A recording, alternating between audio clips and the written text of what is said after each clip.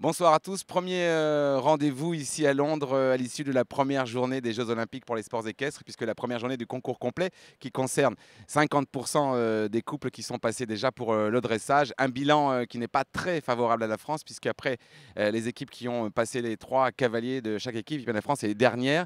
Un bilan qui fait un tout petit peu mal quand même en ce début de Jeux Olympiques pour le concours complet français. Oui, c'est un peu difficile, mais on sait qu'on est dans une période intermédiaire. Il reste encore 2 cavaliers pour pas mal de nations, 3 pour d'autres. Le dressage n'est qu'une partie de ce triathlon équestre. Le cross va jouer son rôle et je pense qu'ici, on va avoir un cross assez sélectif. Mais c'est vrai que le démarrage étant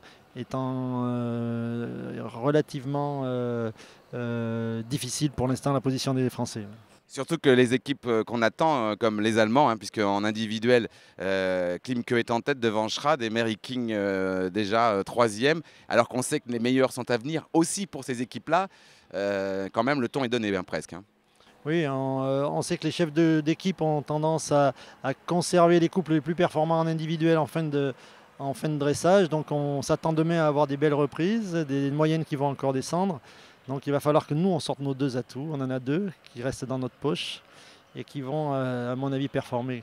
C'est vrai que ce sont les cavaliers d'équipe de France les plus performants, en tout cas par le palmarès, puisqu'il reste les 2 cavaliers qui étaient déjà à Luminel en 2011 pour les championnats d'Europe, qui sont donc tous les 2 vice-champions d'Europe par équipe, à savoir évidemment l'Olympique aussi Nicolas Touzin avec Hildago de Lille, et puis avec Ocarina Duchanois, bien sûr, le jeune Donatien Choly. Alors Jean-Luc Faure, c'était pour la partie technique, qui a été, je crois, pour cette première journée assez précise. On aura un bilan avec Jean-Luc tous les soirs pour voir où on en est dans l'avancement de ces Jeux Olympiques. Et puis un amateur, un passionné qui est venu avec nous ici en Angleterre uniquement pour partager ces moments olympiques et aussi peut-être être un peu la voix du téléspectateur, le candide, mais l'amateur quand même bien éclairé, c'est Nicolas Canteloup. Bonsoir Nicolas. Bonsoir, bonsour Kamel, bonsoir à tous. Merci en tout cas d'être venu jusqu'à nous pour ces 3 jours, non vraiment? C'est moi qui vous remercie, c'est un véritable privilège que d'être ici, c'est des rêves de gamins qui se concrétisent parce que pour tous les gens qui font un peu de sport, on pense au jeu une fois dans sa vie, peut-être en rêvant d'être champion une fois ou au moins là comme ici d'être spectateur privilégié.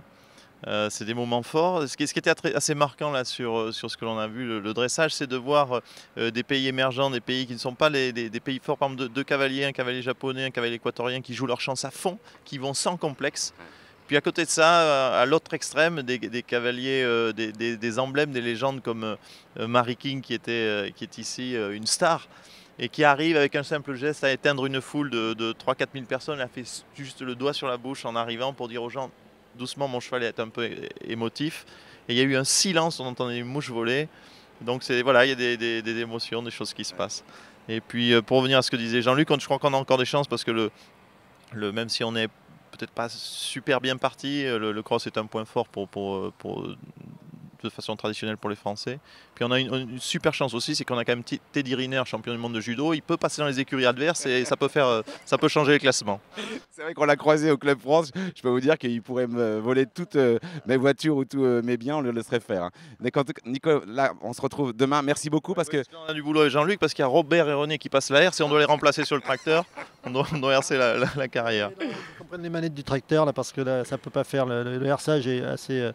Il faut qu'on voit le problème du herçage. vous voyez qu'en tout cas, tout en étant souriant, on va prendre les choses très au sérieux, évidemment, pour suivre tous ces Jeux Olympiques, notamment avec le concours complet, le triathlon des sports équestres. Merci, messieurs.